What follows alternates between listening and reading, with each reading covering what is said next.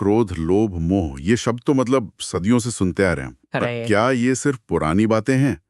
आज हमारे पास एक स्रोत है जो कहता है कि नहीं, ये आज के जमाने की हकीकतें हैं, ऐसे जाल जो हमें मॉडर्न लाइफ में फंसा सकते हैं। राइट। तो चलिए इस पर जरा गहराई से बात करते हैं। स्रोत का फोकस इसी पर है कि कैसे ये चारों भावनाएं आजकल नए नए रूप ले चुकी हैं। ये सिर्फ कितालों की बातें नहीं रही, हमारे रोज के अनुभव बन गए हैं। तो आज हम इन्हीं आधुनिक जालों को समझेंगे और देखेंगे कि स्रोत इनसे बचने के लिए क्या कहता है। बड़ा दिलचस्प है कि सदियों पुरानी बातें आज भी कितनी कितनी रेलेवेंट हैं। हाँ बिल्कुल, और स्रोत इसी बात पर रोशनी डालता है कि कैसे इनके मायने बदल गए हैं। जैसे काम को ही लें, स्रोत के अनुसार ये अब सिर्फ वो शारीरिक इच्छा वाली बात नहीं रही। आज ये दिखता है सोशल मीडिया पर, वो परफेक्ट लाइफ, बनावटी सुंदरता के पैमाने और हर चीज फौरन पाने की चाहत, इंस्टेंट ग्रेटिफिकेशन जैसे कहते हैं। अच्छा, हाँ। और स्रोत कहता है कि ये चीज हमें लगातार दूसरों से तुलना करने और एक कभी न खत्म होने वाली इच्छाओं के चक्कर में फंसा देती है। मतलब एक तरह की बेचैनी जो कभी पूरी नहीं होती।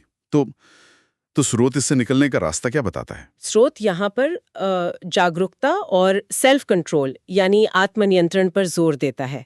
मतलब अपनी इच्छाओं को पहचानना कि ये आ कहाँ से रही हैं, क्या ये सच में मेरी है या समाज ने डाली है मेरे मन में। और फिर होशपूर्वक सोच समझ कर उन्हें कंट्रोल करना। स्रोत का मानना है कि इसी समझ से आजादी मिलती है, न कि इच्छाओं को बस दबा देने से। ये जो तुलना और अतृप्ति वाली बात है, इससे तो गुस्सा भी बहुत आता होगा, है ना?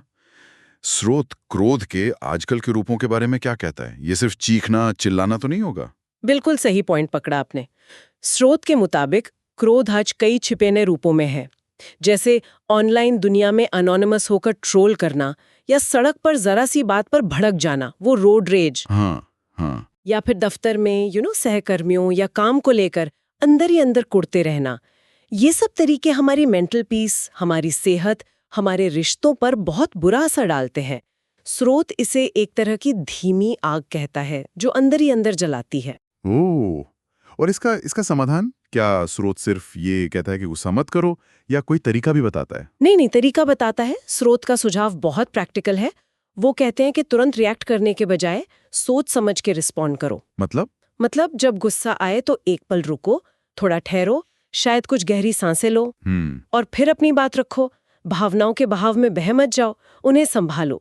स्रोत कहता है ये प्रैक्टिस धीरे धीरे क्रोध पर काबू पाने में मदद करती है। अच्छा, इसके बाद आता है लोभ, लालच। स्रोत इसे आज के दौर का शायद सबसे बड़ा जाल मानता है ना? हाँ, स्रोत के हिसाब से लोभ तो आज हर तरफ है, और ये सिर्फ ज्यादा पैसे का लालच नहीं है। ये है ज्यादा चीजें, ज्यादा शोहरत, ज्यादा अनुभव, हर चीज ज्यादा पाने की एक अंतहीन दौड़। स्रोत इसे कभी काफी नहीं वाली मानसिकता कहता है, नेवर इनफ। हम अपनी खुशी को अगली बड़ी चीज से जोड़ देते हैं, अगली नौकरी, अगली गाड़ी, अगला वेकेशन। लेकिन वो मिल भी जाए तो भी एक खालीपन सा रहता है। हाँ, ये बात तो काफी जानी पहचानी सी लग रही है। तो इस कभी काफी नहीं वाले जाल से, इससे निकलने का क्या उपाय है? क्या कहता है स्रोत? स्रोत यहाँ एक बहुत ही सरल लेकिन पावरफुल उपाय बताता है। आभार, ग्रैटिट्यूड। आभार? हाँ, मतलब जो हमारे पास अभी है, इसी वक्त है, उसके लिए शुक्रगुजार होना सीखना। जब हम इस पर ध्यान देते हैं कि हमारे पास क्या क्या है, बजाय इसके कि क्या नहीं है, तो वो कभी काफी नहीं वाली फीलिंग वो कमजोर पड़ने लगती है। स्रोत का मानना है कि असली संतुष्टि इसी आभार से आती है। और आखिर में है मोह, अटैचमेंट।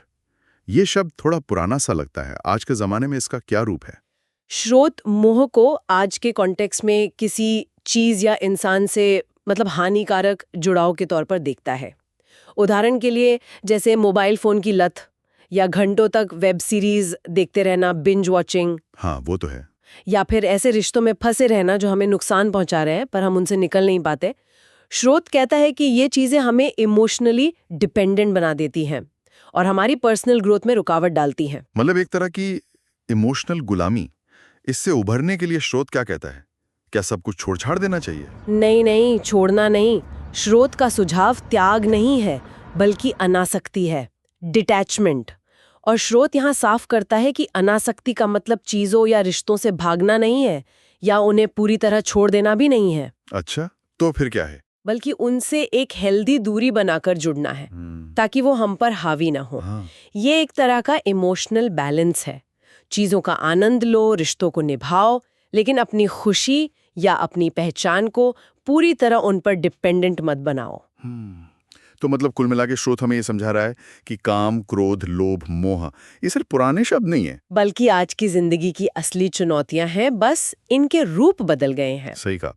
और जरूरी बात यह है कि स्रोत के अनुसार इन चुनौतियों का सामना बाहर की चीजें बदलकर नहीं होगा, बल्कि अपने अंदर बदलाव लाकर होगा।